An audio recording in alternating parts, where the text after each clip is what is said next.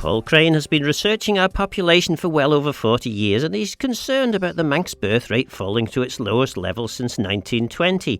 Births in the Isle of Man are now 43.9% lower than in 2010, with just 574 babies born last year. Paul joins me now in the studio. And Paul, you've published a response, or you're responding to falling births. What's your concern there?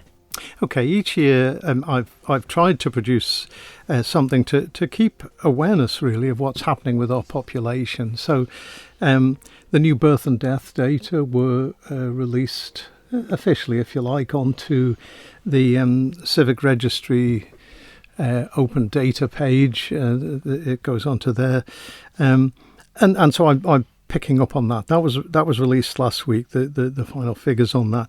And last year there were 574 births, which is the lowest for 106 years. So the scale of what's happening here is clear. That's lowest in a century. Yes. So, and we had that happen before in 2022. We had the lowest births for 104 years, and now 2 years later we've gone even lower than that. So that takes you back to 1918.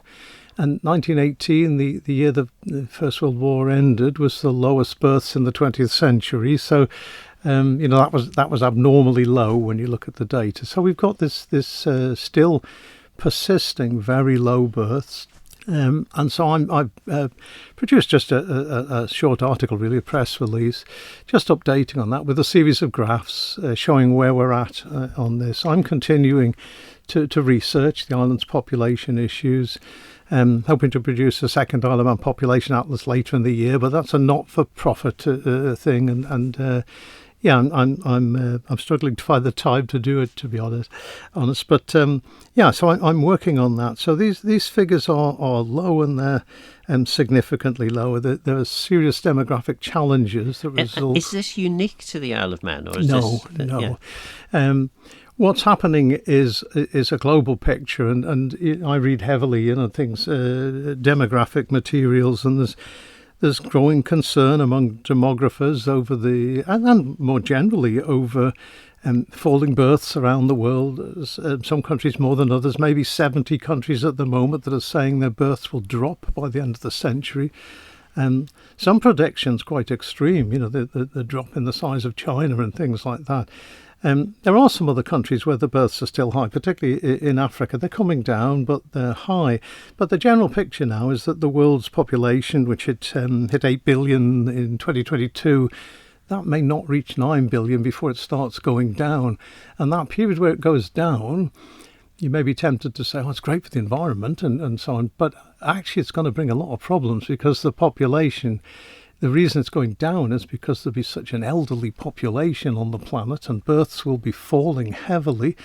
There were some difficult predictions about the challenge of facing that. The declining population may be a bigger challenge than a rising population. So the Isle of Man slots into that very well. What I would say is I haven't seen any evidence of somewhere else that's had nearly 44% decline in births in 14 years. I mean, that really is at the extreme end of things. But so that's the bigger picture, as it were. And of course, you do that maddening thing for politicians as a geographer in this case, because you're not necessarily speaking to me as Paul Craine MLC. You provide the figures, you provide the graphs. Are you, with your political hat perhaps on, prepared to interpret this? Why is this happening in the Isle of Man? Okay, that's a great question. Certainly, yes, I am prepared to work on that. If you remember, I brought to Tynwald and proposed to Tynwald that we have a select committee on population rebalancing, and we had that, and they reported back, and some changes have been made to policies since then. But why is it happening? The best handle I've got on that, and I have been researching exactly that issue very heavily, because what we have in the Isle of Man is quite extraordinary. In the 21st century, for the first 10 years of that, we saw births rising and rising and rising almost every year. And then very specifically in 2010, they started falling, and they've fallen even faster than they rose, and they've carried on falling, and that's, so you've not just to explain why they're going down, you have to explain why did they go up and then go down so fast. And when you start looking at all the ideas you would have about what causes declining births, it's about an ageing population, it's about the changing role of women, more women going to university, more couples delaying a family till they're in their 30s, cost of housing, cost of childcare, all of those things come in. But they didn't happen. They didn't kick in 2011. They're all long-term, gentler trends. So then you start looking at, what about the change in the VAT in the Isle of Man? That really hit government hard, and it probably led to movement out of some of the working population. Is that a factor? Well, could be, but then you make comparisons with some other areas. One of the graphs that I put into this was a comparison of our births against Jersey's births, and Jersey had a peak in 2012, 2 years later than us, and so far they're down 36%. So they're as near as it gets to something that's following the pattern we're following. So then you're saying, okay, I've got to look for causes that were on both of those islands. Guernsey's a little bit behind that, but I'm struggling to get their most recent data on that at the moment. But so this tendency to peak and then go down, it's there, and it's difficult to explain why it's so pinpointed. But at the end of it, it is a whole range of factors. It's not just one. It's a whole range of factors. You can't explain it just by one thing on its own. In principle, of course, you alluded to this earlier. The population, global population reduction, is not necessarily a bad thing in relation to a sustainable use of the planet, but of course, if it happens suddenly, I think the population increase, I suppose, in the history of humanity has happened relatively swiftly, but at least it's happened over 3, 4, maybe 5 generations. But what would appear to be happening, certainly in the Isle of Man and Jersey, is a decline which is going to be significant and possibly over 2 generations. The global picture is as problematic. There's the one particular book that was written on it that has influenced others. I've seen others writing about it. It was written actually by 2 journalists who'd done a lot of research, but the demographic community had picked up on it. But they kicked this off by saying the world population will stop growing, will then decline quite rapidly, and will carry on declining and aging indefinitely. And when you stop and say, hang on, the population is going to decline indefinitely, they're talking existential issues here. So the global picture for some people is quite extreme. And that's where it's been interesting in the last few months. I picked up a book from a guy who's regarded as a significant demographer in the UK.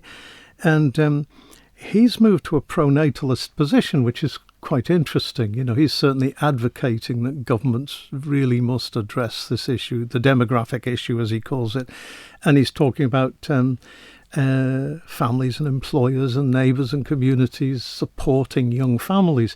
And yes, it's interesting to see demographers beginning to step outside the just reporting what's happening, just trying to predict what's happening, but actually saying, look, this is we've got to do something about this. And the 2 journalists that wrote the book, did they have any reason for believing that this would just be continual decline?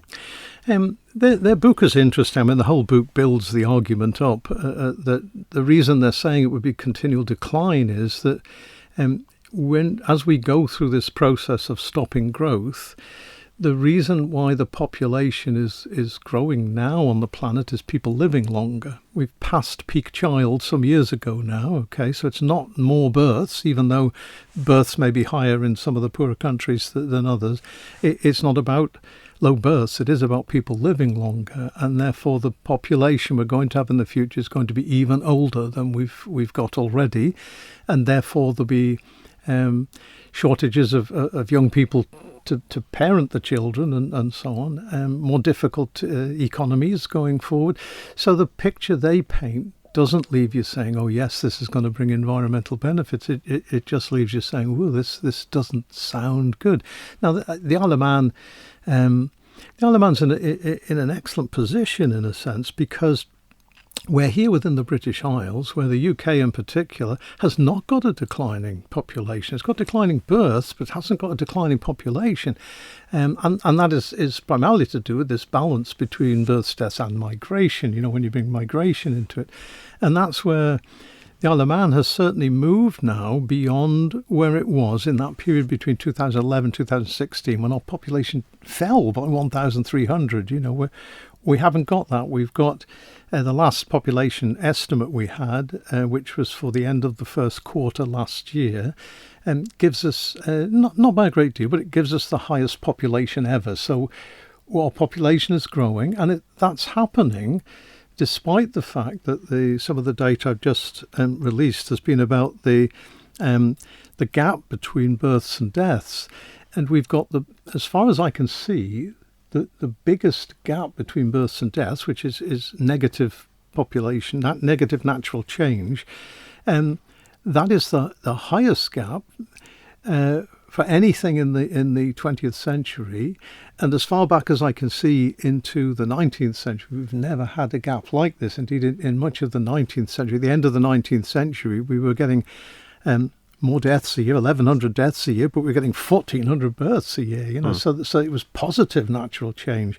We're into this big negative change. So for the population to grow, given that deaths are 350 higher than births, the people coming in, the balance of people coming in and going out has to be greater than 350 gain just for the population not to decline. And that's what's happening. We're getting that number in. So that's a positive side to it, if you like. That there are signs that the effort that's been put in to try and increase the population is bearing some fruit.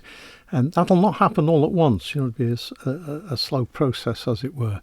For me, moving forward, what the population initiatives need to be about is rebalancing the population, not growing it big. It's about rebalancing and getting that right, so we don't do it in a way that creates the problem we've got now, where we've got so many people in their 50s that our population is going to be aging for the next 15 years.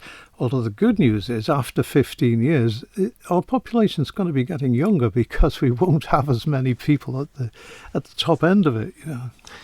The problem, of course, with migration is one that's becoming more evident, particularly in UK politics at the moment, but it's also very notable across Europe and in America, that people see, whether rightly or wrongly, their culture is being undermined by people moving into their country, and it's very easy for politicians to whip up angst and anger about that, and the next thing you know, you have some fairly far-right type government getting to power with quite strong views against immigration. How do you? Well, presumably the way you overcome that is to resolve the issue in terms of births in the country. But how do you encourage people? I mean, you mentioned the suggestion that some kind of support greater support needs to be in place to encourage people to have children. I mean, how do you go about doing things like that?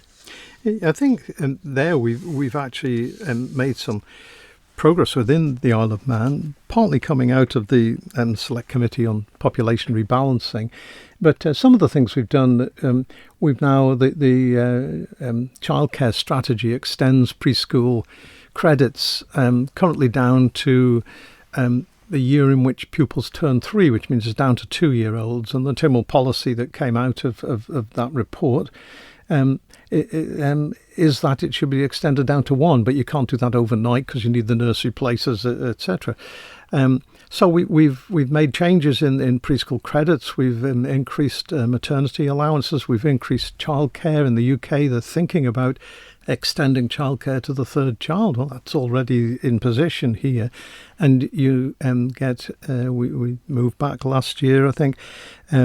You get the same amount for the second and third and subsequent children as you get for the first child, recognising that the costs are there too. So we've made changes along these lines. Changes still to come on shared parental time off permitted and so on.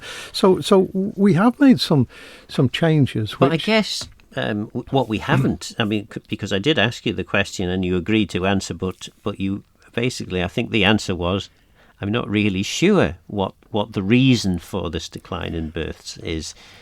So giving extra financial support might be a solution, but we if we don't really understand what the issue is, what the problem is, then I think it's difficult to address. Yeah, rather than saying we don't know what it is, I'm saying, look, it's a range of things. It's not a single factor, that there isn't one issue. And we understand that range, and we understand what's happening here. You can talk about it in so many different ways. You can use the language of generations and say, well, in particular, it seems Generation Z or Z, as we would call them, they have some different outlooks on this. There are cultural differences within the age groups in the island, and I think there are cultural differences within those. So we have got some different perspectives on this. In terms of the impact, I mean, you could look at it at the moment and say, well, births fell again last year. Well, some of the measures we're putting in are not yet fully in place, yet not had effect. But you look in other directions and say, well, these benefits, preschool vouchers and child allowances and so on, they benefit families moving in as much as they benefit people giving birth here. And so in terms of families moving in, and this is where some of the green shoots come in, if you look at what's been happening in the schools from 2020 to 2024, and if you take the year groups, I think it's year groups 1 to 7 from 2020, who've now become year groups is it 7 to 11, I think, as they've moved on. Basically, those year groups, the ones that have been there all the way through the last 4 years, they've grown by 250 as they've passed through, and that's not due to births, that's due to numbers of people moving in. So that's a 3.6% growth in 4 years. So we're seeing growth in school pupils, which is clear evidence that there are young families moving here, and to what extent they're helping to be attracted by what's going on. You talked there about migration and about risks of far right and etc. A couple of things on that, I think. There is growing diversity in the population of the Isle of Man, but that's absolutely true globally. The diversity is there. Although we see a specific dimension of that, the Isle of Man at the last census, the population of the Isle of Man were born in 174 different countries, sometimes very few from those. But there is a degree of diversity, and that's perhaps increasing as time goes on.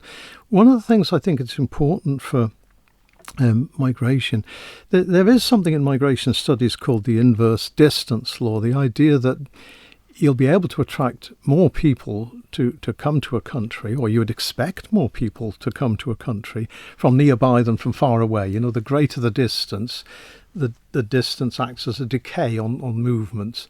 And so you end up with gravity models and things like that based on it. And therefore, it shall be a great deal easier for us to attract people from the northwest of England, say, than it would be from South Africa. Sadly, when we get the census data, we can see the numbers that have come from the UK, but we don't know where in the UK they've come from, and that would be useful to see.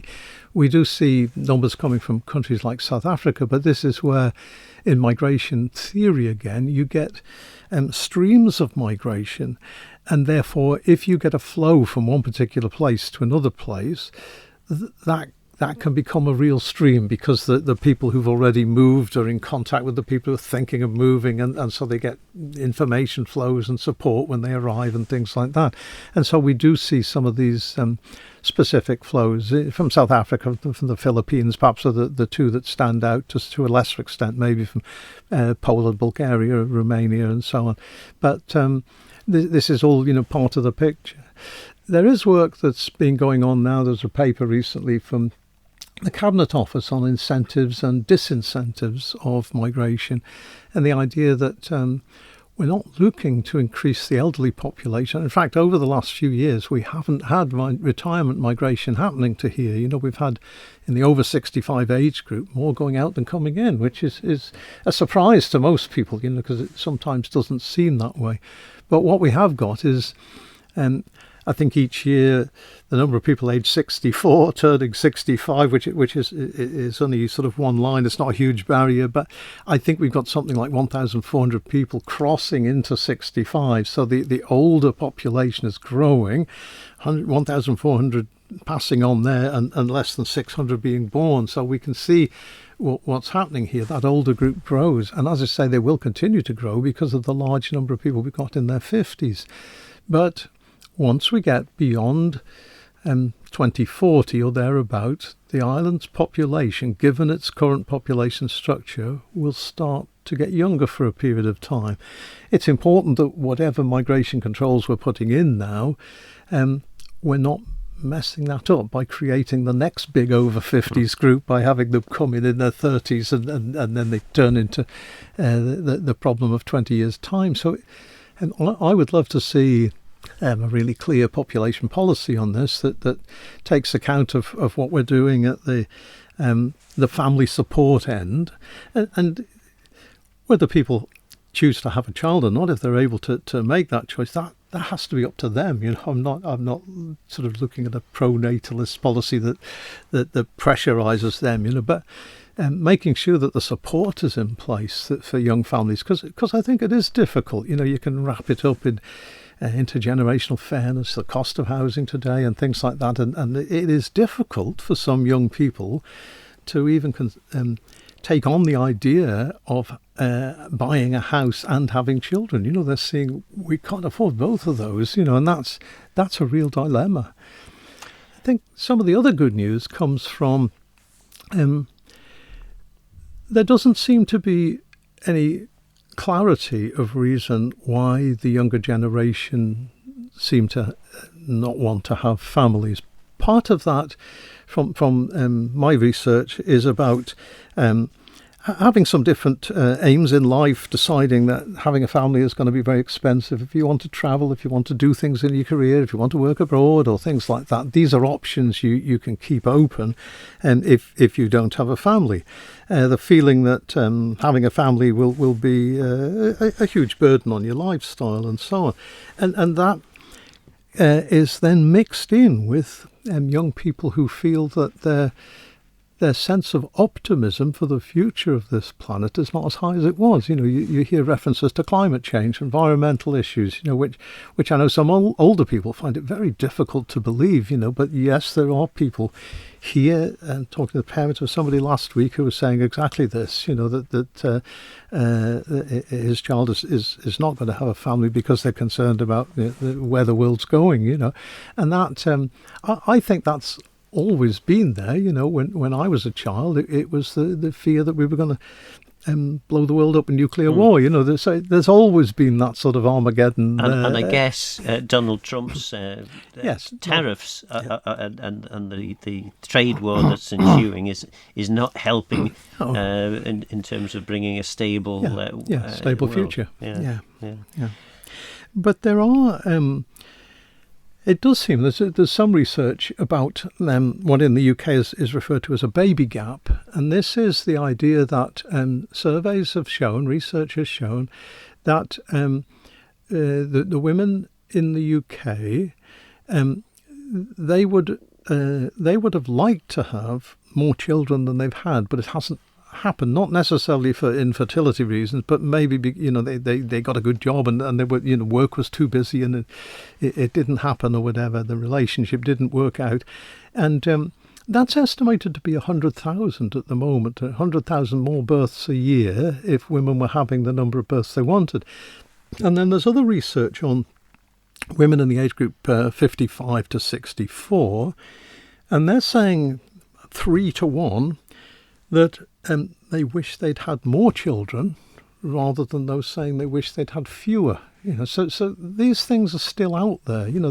As a grandparent, having been through parenthood and now grandparenthood, the joy that brings you in life is extraordinary. Really, it becomes really sort of central to what you're doing, and what keeps you going and keeps you perky and so on. So, I think that young people who decide they're not having a child. Well, I was just reading this morning people who have cats. Some economists have estimated that the value of having a cat or a dog in your life is equivalent to £70,000 a year income. Okay, I'd love to see the figures for having a child in your life. So it may be expensive, but actually it may bring greater happiness or whatever. But I certainly think it's interesting at this stage. I think our young people need to be supported as they're setting off on families. Yeah. That was Paul Craine. So what do you think? Are you thinking of having a family or looking forward to the grandchildren appearing on the scene? If you've decided not to have children, was it financial pressure, future global uncertainty, or a lifestyle choice? What would it take to change your mind? For now, I'm Phil Gorn. Guramayu. Thanks for listening.